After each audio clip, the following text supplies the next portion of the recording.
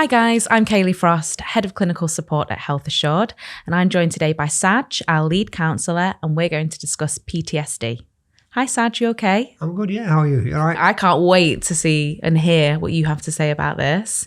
You are one of our trauma experts at Health Assured, so this is a very fitting podcast for you to be involved in. So thanks very much for joining me today. Not a problem. I enjoyed the last one, so I thought I need to do it again. I know, you can't keep away. There's going to be like one a quarter now with you on, and I'm more than happy with that.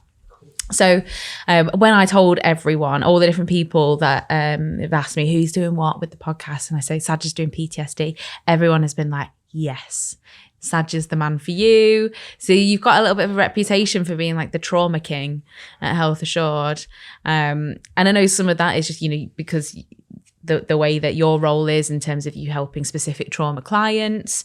But do you have a trauma training background? Like where's the trauma king that's in front of me today? Where did that come from? Where did you come from? To be honest with you, I think it's only since started working at Health Assured and different clients, and I think I had more trauma clients, and then with Health Assured, because I do the Power to Recover, which is all about trauma, that's when my kind of passion for trauma took over, and then my understanding, and then I kind of did different kind of training, different courses on trauma, and then I thought, you know what, this is my cup of tea here, so I kind of love a bit of trauma. Yeah, a little bit of trauma. Because, and we'll go into this, because then I realised that almost every client that I speak to, there is some parts of unprocessed trauma. Okay, when you look at the different mental health conditions, diagnoses, there's elements of trauma there which is not processed. Yeah.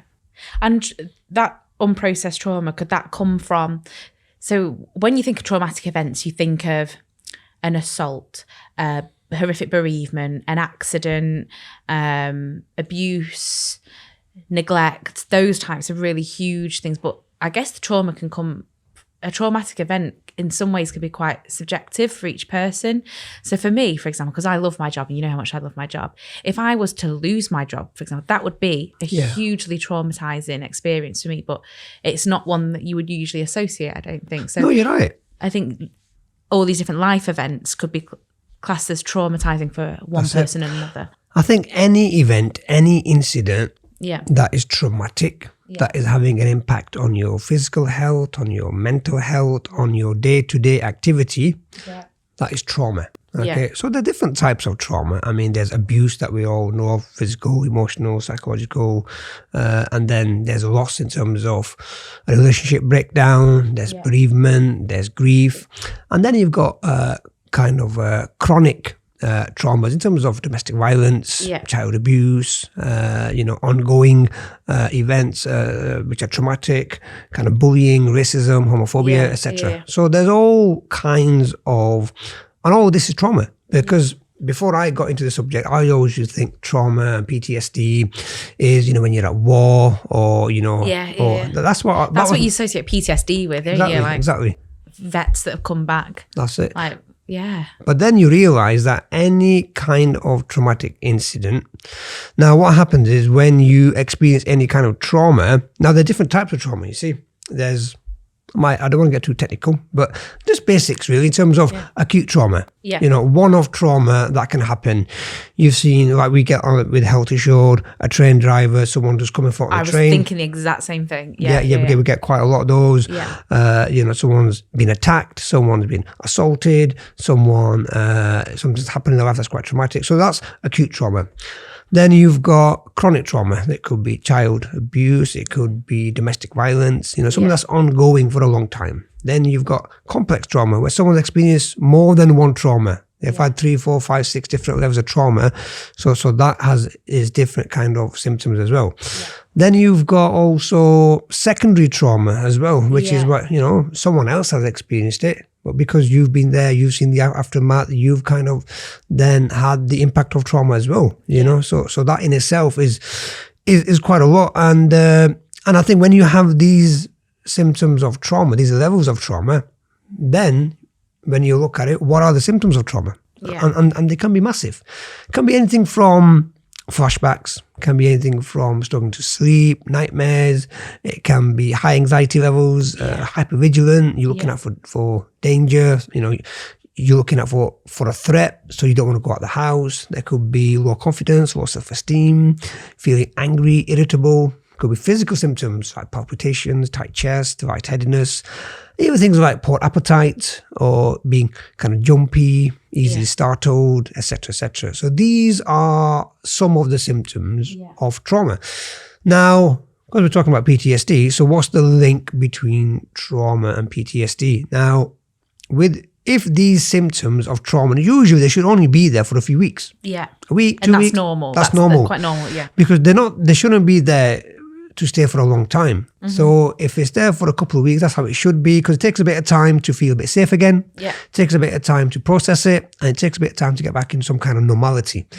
When that doesn't happen, and normally when you look at all the diagnosis of PTSD, it's when it's more than a month. Yeah. When it's more than a month and the symptoms are there, they're not improving, they're getting worse, then that's where the diagnosis of PTSD comes in. Yeah. Okay. And just to clarify, Saj, when you talk about a diagnosis, you have to physically go to be diagnosed, don't you, by a professional? Because I know a lot of people will throw around quite loosely PTSD, you know, such body's got PTSD or I've got PTSD, but it does need to be, it's a disorder, isn't it? And it needs to be diagnosed. You go to your GP will refer you to a mental health specialist, whether it's a psychiatrist or a psychologist, and then you have to have, you know, a diagnosis to see if you've got the symptoms of PTSD, and then you are diagnosed with someone who's got PTSD, and then treatment is put in place for you, whether it's therapy or medication, etc.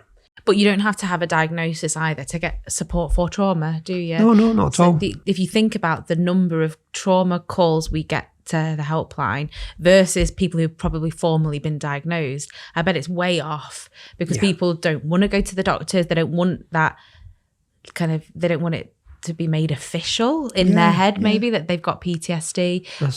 So we, you know, support isn't, you know, there's no barrier there if you haven't been diagnosed. And I think, to be honest with you, a lot of people are not aware that this is a trauma symptom, because as we'll go into it shortly, is once something happens in your life and all of a sudden, you know, as you're growing up, you can't understand, hang on, why am I getting angry? Why am I getting irritable? Why am I getting quiet? Why do I always need to keep really busy? Why do I not get any help or support? Why do I want reassurance in this relationship? Why am I tolerating bad behavior? All these things are trauma responses, especially when it's unprocessed, because you're not spoken to anyone, you're not gone to a GP, no one has diagnosed you. So you're thinking this is just everyday life, when in reality, these are symptoms of unprocessed trauma.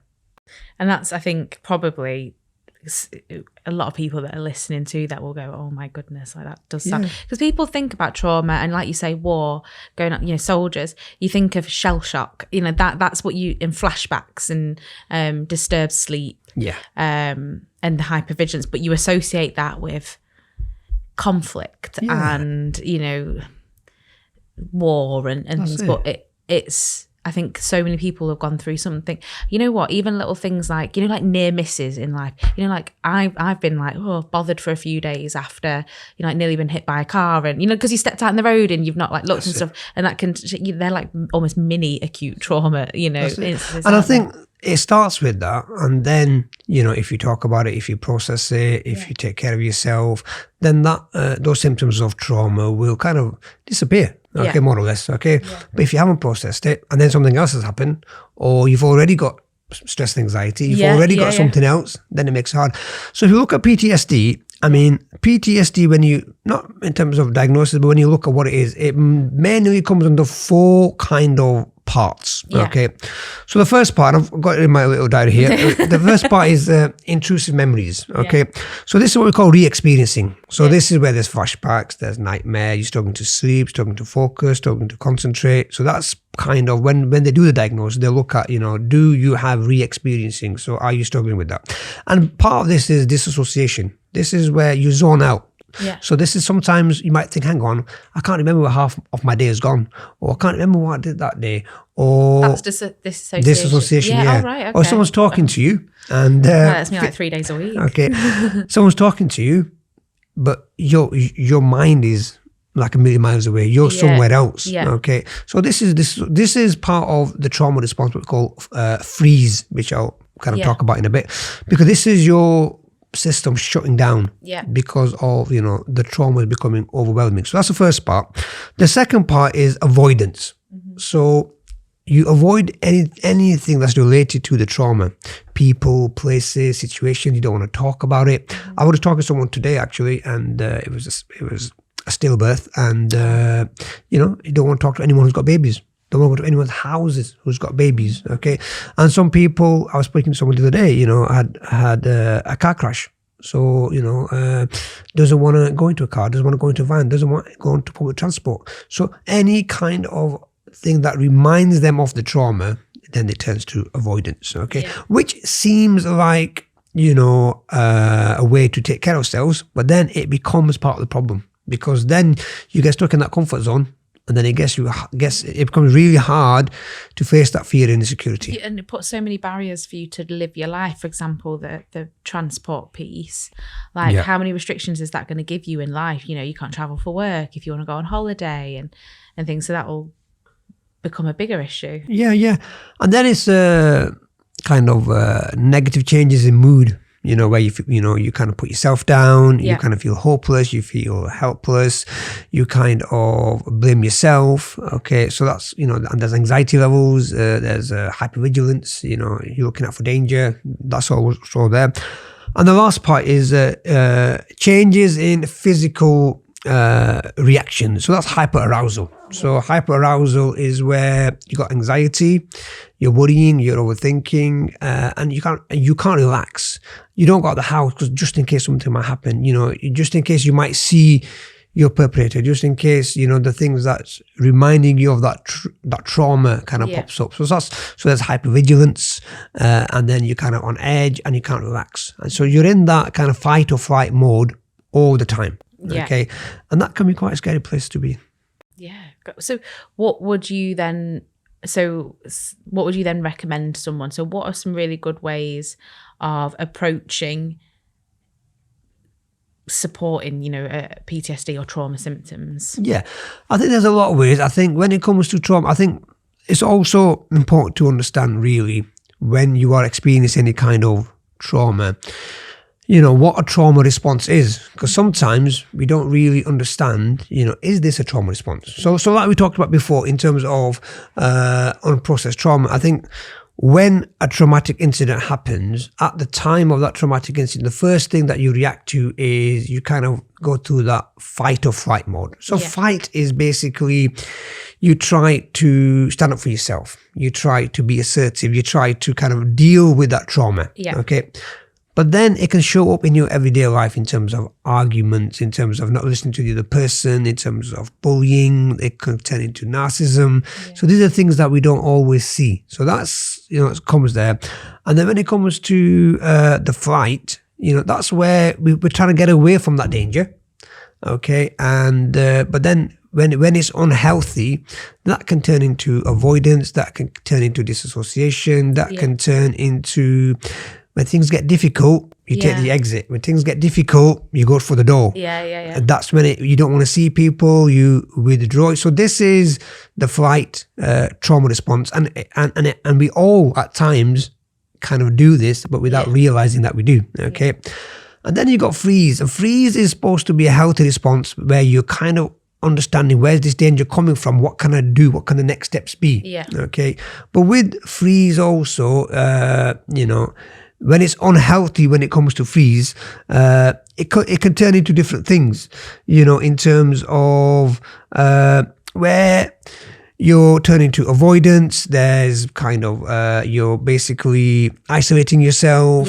It's where there's, you're feeling quite low, and where you kind of, you know, don't have any good boundaries. Okay. And then you've got, I mean, those are the main ones, but what we don't hear a lot about is one called fawn. Okay. I've never heard that. I better say that word carefully. Fawn. And fawn is basically where you people please. And we talked about it last time in the last thing. And this is where, because of the trauma you've experienced, you want to avoid conflict so much that you're happy to listen to what anyone is saying. You're happy to please them. You're happy to kind of, you know, can't say no. Yeah. Okay. And because of that, it affects your self-esteem. It makes you kind of just be a yes person, because you would rather avoid conflict. And you would rather, then you neglect your own needs. You neglect your own needs and you just do what other people want you to do, which again seems like a cool thing to do, but it's not, because then it affects your confidence, self-esteem, affects your mood, affects your emotion. And then you kind of, are stuck in that trauma, longer than you need to be. I bet that's something that you get quite regularly on the helpline. And so I've always known about freeze and flight, but I've never heard of this fawn. Yeah. Response. And I think that sounds to me like so many cases that I see come through to the clinical support side, for the critical incident side as well, and how people are responding and reacting to things. Are you seeing that more and more, like people opening up in that way and responding in that way when you're working with them? Yeah, and because of that fawn, that's where you look at relationships, you look at domestic violence, you look at, people who are narcissists. And what happens then is that people, because then that attachment style comes into it, because that fear is there, fear of neglect, fear of isolation, fear of loneliness. So because of that, what do? You tolerate behavior that you don't want to tolerate. You want to people please, you want people to like you, you don't want people to leave you. So because of that, this fawn process comes in. And we don't realize sometimes that this is a trauma response. So the question to ask ourselves is, why are we people pleasing? If we are, why are we trying to avoid any kind of argument? Why are we trying to take the easy option? Because sometimes what a trauma response is, people want to stay busy all the time. Yeah, of course. I have to do something. Why? Because when they're not doing something, then they have to think about it. They have to process it. And that becomes too uncomfortable. So people want to keep busy. People want to keep occupied. And because of that, they will tolerate things that they shouldn't be tolerating. And they just want to make people happy. But then when you recognize that, that's when you start to change to say, hang on, why am I people pleasing? A relationship should be, unconditional. I shouldn't have, people shouldn't like me because I do things for them. I should be standing up for myself. I should be assertive. I need to remind myself of my own strengths, my own achievements, my qualities, and this should be an equal relationship. There shouldn't be any abuse. There shouldn't be anything. I shouldn't be kind of walking on eggshells. I should be able to be myself. If I can't, then I should question this relationship. And I guess this links very nicely into our other podcast on self-esteem. It does. It does doesn't it? Yeah. And I think it is linked. And the last time we focused on self-esteem, here we could understand that low self-esteem is a symptom of trauma. Okay. And that fawn is a trauma response that can happen when you've experienced different kinds of traumas. Good. I could literally sit and listen to all of this. It's so fascinating. You know what? And it's something that I get questioned about all the time from the employers, from universities, from colleges, looking to support young people, but, also adults in the workplace as well. It's such a hot topic, especially after the pandemic. I feel like I know every conversation that we all have is about mental health after the pandemic and how much more exacerbated it is. And, I don't know if you saw some of the stats that were out recently, but there's 1.8 million people on waiting lists for trauma support and a further 8 million waiting to get on those waiting lists or something like that. And that's just for trauma support in the UK. And I think that was for primary care, so going through your GP. And obviously it all depends on like what is available in your NHS trust as to what you're going to be able to get and how quickly you can get it, if you can get anything for trauma at all. There are some trusts out there that won't have any trauma resources, which is why I think it's really useful to mention some of the avenues that people can go down for support, whether that be through an EAP. I know obviously we can talk about how Health Assured can support from a short-term way, but what other treatments are available, things like trauma-focused CBT and stuff like that. And I think the important thing is, if you feel that you are experiencing these symptoms, so something's happened either recently, something that you feel has happened a long time ago, something that's you are struggling with, So sometimes it could be concentration, sometimes it could be you're always anxious, sometimes you're always angry, sometimes you're people pleasing, but you don't know why. Okay, so get in touch, whether it's Health Assured or whether it's any other EAP.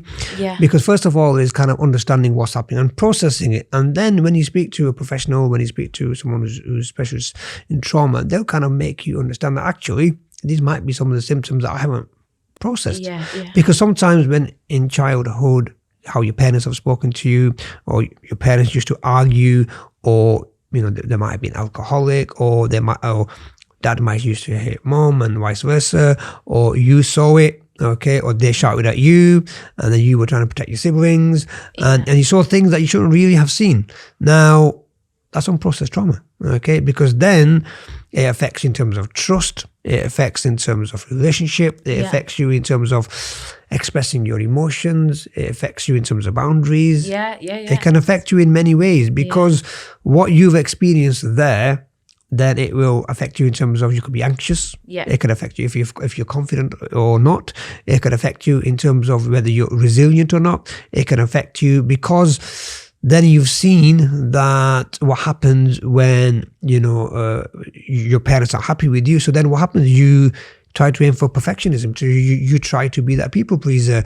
You try to then don't express your emotions. You kind of become socially distanced. Okay, so all these things again will go back to so if you've noticed that in yourself, then it's about saying, right, let me process it, let me talk about it, let me speak to my doctor. Because what the doctor can do is they will have a chat with you, and if they think there's symptoms here, they'll kind of refer you to a specialist to see if they get some kind of a diagnosis done.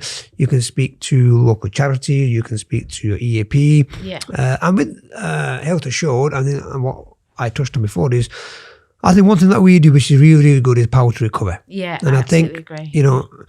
whether it's through Health Assured or anyone else, if you've not heard of Power to Recover, I would Google it. I would go on to you're it. doing a shameless plug. They'll love you for that. Because I think it's brilliant. Get you some royalties for it. Because I've been working with many, many, many people on Power to Recover, all kinds of trauma, whether it's one-off trauma, complex, whether it's child abuse, whether it's domestic violence, whether something that's happened recently.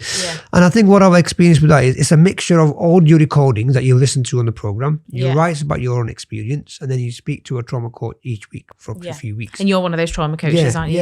And then you then see yourself that by talking about it, just by taking them small steps of making yourself feel safe, making yourself feel comfortable, having the right environment, just by your focusing on your self-care, just by kind of being kind to yourself, just by setting goals, just by, doing little things, having that growth mindset where you're learning from that experience and you're trying to change and develop yourself, just by having grounding techniques, just by, having a journal or a diary, things like that.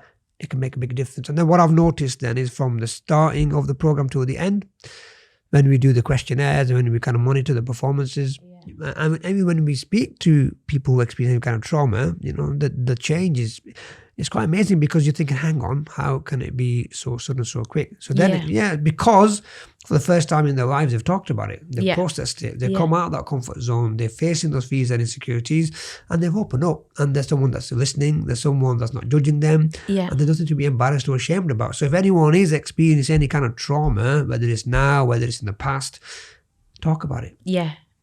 Process it. I think sorry, I'm just checking how long we've been talking, zooming through it.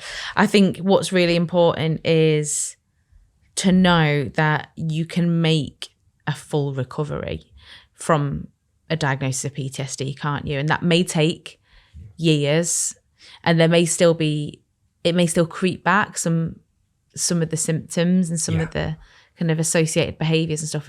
Am I correct in saying that? So you can recover from trauma, but it might be something that is then ongoing work. That's it, and I think depending on the trauma you've experienced, because if it's complex trauma, if it's chronic trauma, it's not going to be something quick. If it's a one-off traumatic incident you've seen, then that within a few weeks or a short period, that can, you can overcome it quickly. If it's been childhood trauma, or if it's been complex trauma, something that you've experienced a lot of time, then what happens is you get the ball rolling. You talk about it, you process it, you try to understand that process, you understand the symptoms of trauma, you learn how to overcome and manage those traumas, okay? And then you kind of don't feel embarrassed or ashamed of the trauma or of yourself. You're not embarrassed or ashamed to talk about it. And then you kind of stop avoiding people, places, situation. And then what happens is you kind of, that confidence, self-esteem grows, that your thoughts, your feelings, your behavior start to change. And then you start noticing that actually, you know, my personality is coming back. I'm happy, I'm smiling, I'm putting myself out there. Then you start noticing that actually this person that I've lost for a long time, he's come back, and then it can make that difference. So it can make a massive change. But I think, you know, it's gradual, okay? And I think the whole idea is just like anything. If you talk about it, if you process it, if you open up, really. A lot of times, you know, especially for men, you know, we hear the term, you know, man up, you know. I hate that. Yeah, I hate it as well, because, you know, there's nothing wrong with someone being embarrassed, someone not want to talk about what's happened to them, because something's happened to you that you feel embarrassed about, then there's nothing wrong with feeling embarrassed about it. It's about... That's not just isolated to men either. You know, I don't like talking about stuff like that. I think with men more because, you know, there's a label of kind of man up. I think it's about opening up. It's not about, you know, man up, because it's about open up, talk about it. Okay. If you want to cry, let's cry. You know, you want to feel shy, that's fine. If you're struggling, that's okay.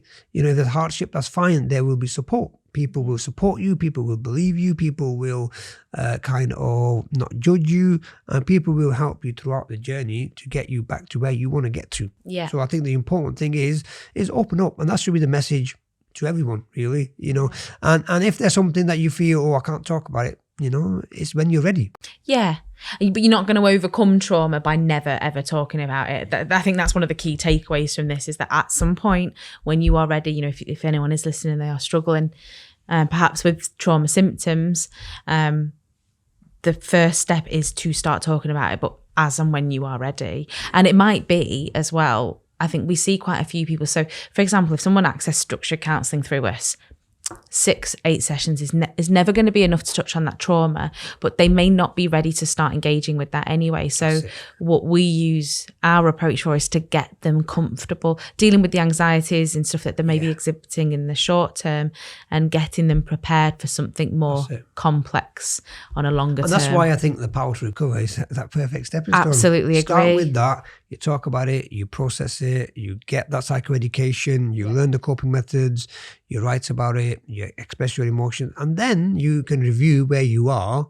And if you feel, well, actually, I've got what I wanted, that's fine. If you think, well, I need more, then there's kind of, you know, then you can have, you know, long-term therapy, you can have CBT, you can have trauma-based CBT, EMDR. So there's different options available depending on what they want. So it's about getting starting on that journey, get that ball rolling. I really think it's going to turn into like a power to recover based podcast, but I think the benefits of it are so undersold, aren't they? Or they're just not like highlighted, not many people. So when I get clients come to me, like the employers saying, we want specific trauma support, or I've got a university after a traumatic event, something like that, you know, we need to put trauma support in place for XYZ. But actually we put, you know, someone might do an ad hoc referral for EMDR, which, I mean, I've never done EMDR myself, but I know the practice, and it's re-traumatizing to an extent. You have to go back and relive that trauma very in complete graphic detail to rewire your brain, essentially. And the amount of times that fails, that EMDR process fails, because they are not ready. That individual, whether it's a young person, an adult, someone that's quite emotionally astute, they're not ready because they were not prepared to relive that trauma. They're expecting, or, you know, whoever's paying for this therapy is expecting for a magic wand, you know, someone to be cured of their trauma, when actually it's going to, there's prep work you need to do to start engaging in that very, very high intensity treatment, which EMDR is, isn't it? It's a huge amount of ground covered in a relatively short space of time. That's 12 why I to think 16. you have to do it when you're ready. Absolutely. But something like Power to Recover is a really good way to get the groundwork in, and because you're starting to discuss the trauma, talk about it, and start that psychoeducation piece. So it's not going to be it's not going to floor you when you go through trauma focused CBT or EMDR and you're reliving that trauma. Because then you realise that everything that I'm experiencing is absolutely natural and normal for me because of the trauma I've experienced. If I'm angry, there's a reason why I'm angry. If I'm isolating myself, there's a reason for that. You know, if I'm kind of trying to please people, if I'm kind of, anxious, if I'm kind of irritable, if I've got physical symptoms, I've got palpitations, or I can't sleep at night, there's reasons. Now, if we look at, if someone is experiencing any kind of trauma, let's look at what support might be available in terms of what kind of coping methods might be out there. So I think there's different ways, that, as a counsellor that I kind of touch on, okay? And if people are listening and watching this can kind of say, well, actually, I can put this into practice as well. So things like, first of all, starting off having like a diary, just to process, what's happened in terms of your trauma, and just writing it down and then reading it out loud to you, okay? That can make a difference. Looking out for the symptoms, looking out for the triggers, in terms of making a log of what are the things that are happening to you daily, weekly. That's something that, feelings, behaviors, in terms of, making a note of that. That can be a good starting point. Secondly is grounding techniques, I think, which are quite massive. So because when you've got disassociation, when you're zoning out, when you've got flashbacks, when you've got nightmares, sometimes you need to come back to the here and now, because obviously it becomes overwhelming, okay? So some grounding techniques, I mean, the most famous popular one is the 5-4-3-2-1 grounding technique, which I think is fantastic. So it's agreed, which everyone can kind of use. So so if you are feeling that you need to use a technique, or you're overwhelmed, you're disassociating, you're having flashbacks, you're having nightmares, then it's about just looking around you. 5 things you can see, slowly describe them to yourself. 4 things you can hear, describe them. 3 things you can touch, 2 things you can smell, 1 thing you can taste. And you just repeat that slowly a few times, because what that will do is that will bring you back to the here and now. And the present. And the shorter version can be, 3 things that you've seen in your room that you've not noticed before, or 3 things of a particular colour, 3 red things, or two kind of, blue things. And sometimes it can be in terms of taste, something, if you have something that's strong, like we were kids, used to have a sweet called Fisherman Friends. Oh God, it used to be a really nasty sweet. Yeah. So if you have that, that'd be perfect for a grounding technique. Okay. Or even kind of sour sweets that you can have now. Fantastic. So stuff like that, that's really good. Even putting ice on your cheeks, even putting cold water on your cheeks, even kind of blinking can help. Smelling something that's quite nice or quite strong. I think the only key thing is like snapping out of it. Of whatever. That's what it is. And as long as what you are doing in here is nothing that reminds you of the trauma, okay, then everything else is really good, okay?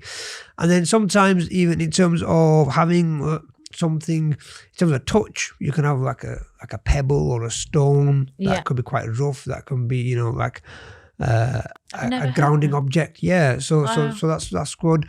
And I think what these things do is sometimes having like a picture, something that reminds you of the here and now. You might have your work badge, you might have a picture of your family. That reminds you of the here and now, wouldn't it? Your work badge. No, I'm not going to go work tomorrow. So it's something that will remind you of the here and now. So whether it's the 5-4-3-2-1, whether it's things you can see, whether it's things you can hear, whether it's music, whether it's even saying to yourself, just looking around you and saying the things you can see, or even things that you like about yourself. We talked about positive affirmations last time. Things that, that you like about yourselves. Things that you feel are your qualities, and saying them out loud, and saying that I'm safe. Okay. And that's just as important, especially when you're having nightmares. It's about having like like a candle light, in your room, or you can have in terms of saying things to that you see in that room that you've not noticed before, but also saying to yourself, I'm in my house, I'm safe, and the things that you like in your house, the things that you like about yourself. These are again kind of grounding techniques just to kind of keep you basically in the here and now, and get you to overcome that fear, and get you to kind of function, and get you to make sure that you're managing that stress or anxiety level. Absolutely. I think there is, and I'd be surprised if there wasn't, but anyone that's listening to this might find it particularly triggering perhaps. So I would encourage anyone that is listening, I mean, give us a call. Absolutely. Definitely go and speak with someone, because this has been quite an emotive topic. Even myself, I'm thinking, oh my goodness, like I'm feeling a bit wobbly almost. But I think it just goes to show the power of really opening up and talking about it. And you made a really good point, because when you talk about it, it is going to trigger. Yeah. It is going to make you emotional. It might make you cry. It might make you scared. It's going to trigger things. It's going to be uncomfortable. It might not be nice, but I think it's important to process that, because what we're doing is we're getting out of that comfort zone. We're going in that fear zone. In that fear zone, we don't like it, because we're going to be scared. We're going to be talking about things which are going to be uncomfortable, which are not nice. But then the more you face that fear and insecurity, it will turn into a learning zone, because then you learn how to deal with those fears and insecurity. And then that will turn into a growth zone. Then you'll see that you are growing as a person, and then you're kind of dealing with that trauma better. And then when you are feeling it traumatized, I think it's also relaxation techniques are quite important here as well. Yeah. So breathing techniques like 7-11 breathing. Yeah, I love the 7-11. For 7, big breath out your mouth for 11. So as long as that second breath is longer than the first one, it's a good way to reduce that stress and anxiety. Square breathing. Is really good. Just breathing as normal. We've got them on our desk, haven't we? The little technique. I love them. Yeah. And I talk about them all day, every day. So, just breathing as normal for 4, then hold it for 4, breathe out for 4, and hold it for 4. Yeah. So that can be really good. And just to release that tension, because when you are talking about this, when you are experiencing this, your whole body can become tense. So something popular is progressive muscle relaxation. So you just tense each part of your body. So get your hand, clench into a face for 10 seconds, focus on your breathing, visualize a happy or a safe place, and then let go. Okay. Yeah. So these are really some basic breathing techniques. And if you're struggling with, when we talk about night med, if you're struggling with sleeping, so we get that every day. So sleeping, there's a really good breathing technique called 4-7-8. Okay. Yeah. So you breathe in as normal for 4, hold it for 7, and a big breath out for 8. Okay. And you repeat that 4 times. Because that shuts down, doesn't it, some of the overactive parts of your brain, doesn't it? And helps you. Yeah. I've tried it myself. Yeah. The next thing I realised, it was 8 in the morning. It's like the counting sheep, isn't it? But it's actual useful and effective way. And when I've spoken to about this, when I speak to clients regularly, I can't sleep. I go, try this. And when I speak next time, I go, yeah, that worked. Yeah. I did it the second time and I don't remember what happened after that, So it goes to show there are ways of managing some of the symptoms, especially when it comes to nightmares and you're struggling to sleep. This is one of the techniques. But also, I think it's... there's one other really important part about trauma is avoidance that we talked about. Yeah. So how would you overcome avoidance? You've had a car crash, so you don't want to go in a car. You don't want to go on public transport. Someone's had a stillbirth. You don't want to go anywhere near babies. Or you don't want to, or something happens at work. You saw someone kind of kill themselves. You don't want to go back to work. Yeah. So when it comes to something that we talk about, which is graded exposure. Yeah. So where you gradually face that fear. Yeah. Okay. So for a quick example can be and we get this quite a lot, is, a car accident. And I had one, I think, yesterday, and someone we're talking about is that. So then it's about saying, okay, how can we gradually face that fear? Because it's not all of a sudden you're going to jump in a car, you're going to start to drive again. Okay. So what will happen is, first of all, you talk about what happened. Okay. Secondly, you look at pictures about cars, you look at something on TV about cars. Thirdly, it can be things like, car key. Just hold the car key, see how that makes you feel. Yeah. Just look at the car, or basically, or just sit in the car. Sit in the car, you don't have to drive it. Sit in the car and see what emotions that brings for you. Then later on, maybe just turn the car key on, see how you find that, and then what kind of emotions.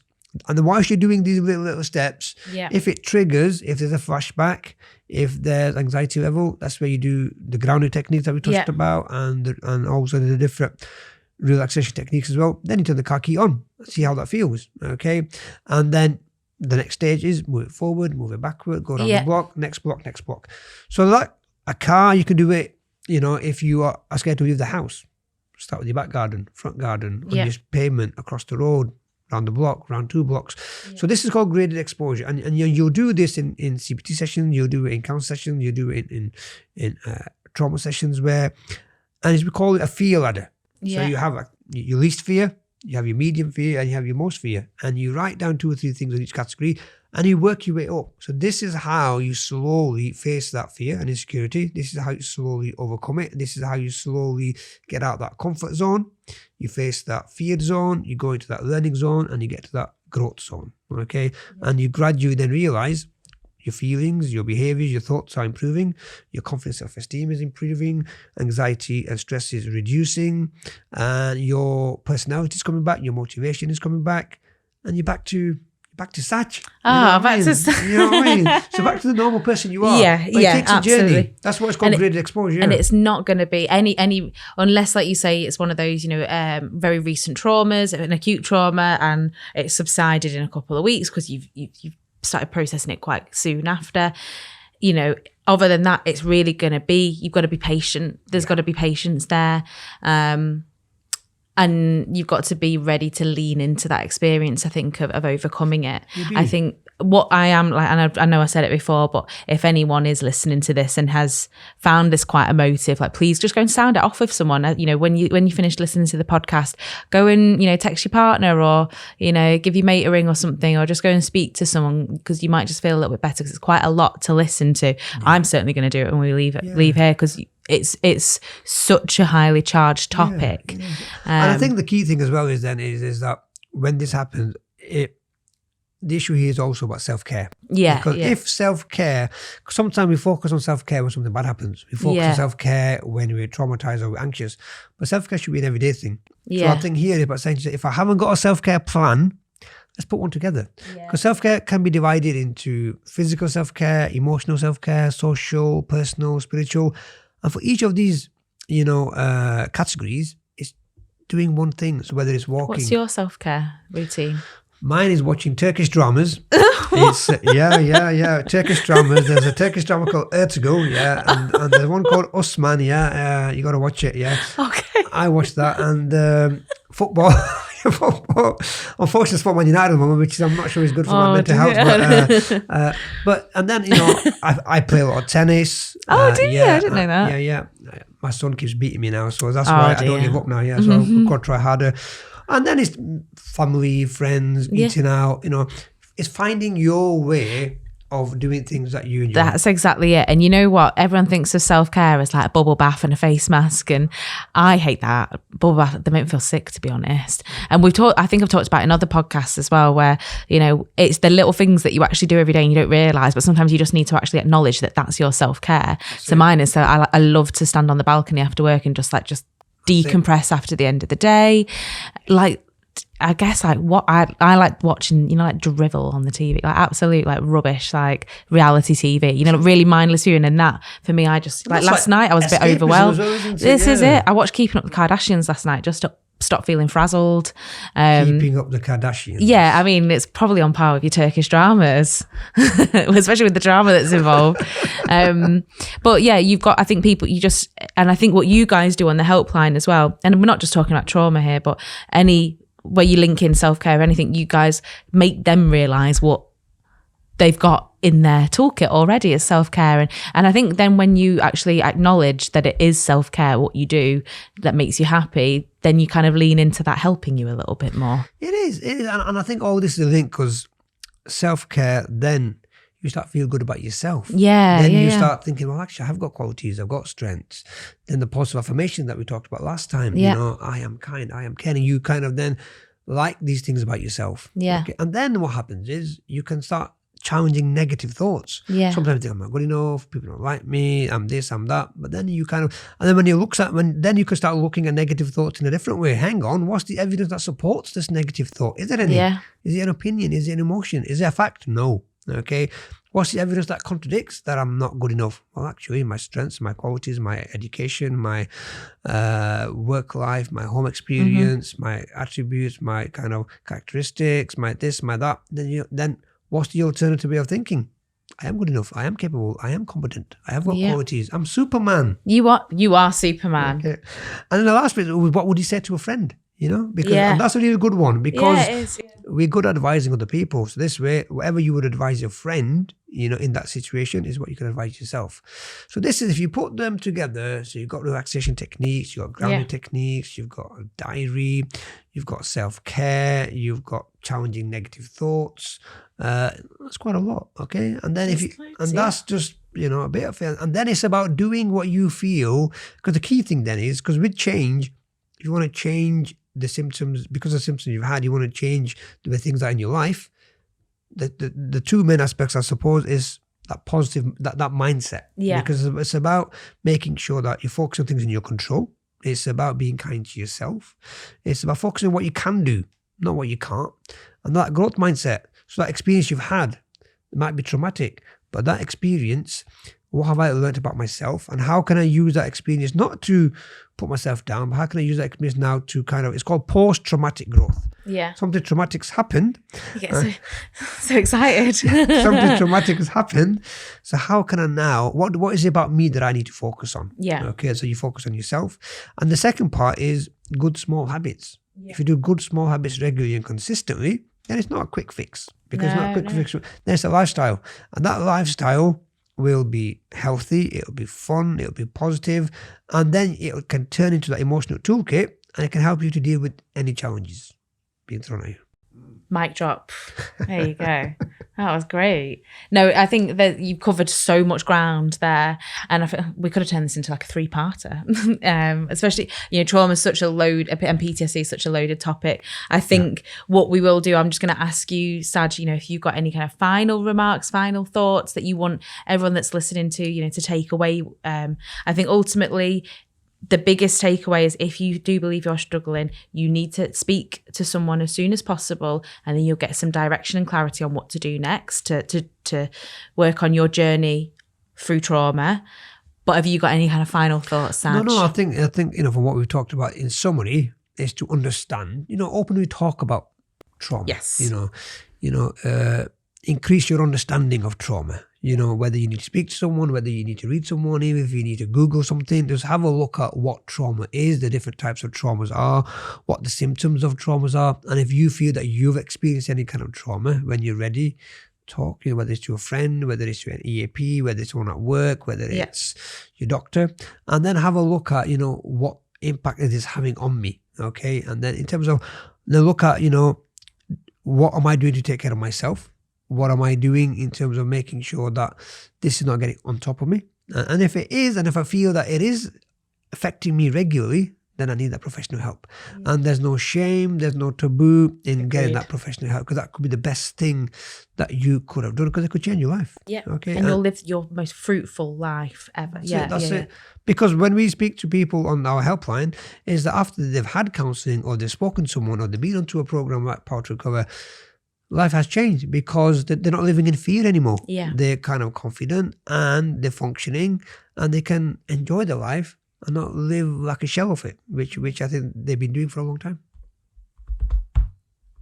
Perfect. That was amazing. Thanks, Saj. No problem. I think we'll leave it there. That's ended very naturally on a nice note there. Very positive and encouraging for anyone that's listening to look to go and get some support, or know how to help others if you think anyone else is struggling. So thank you very much, Saj.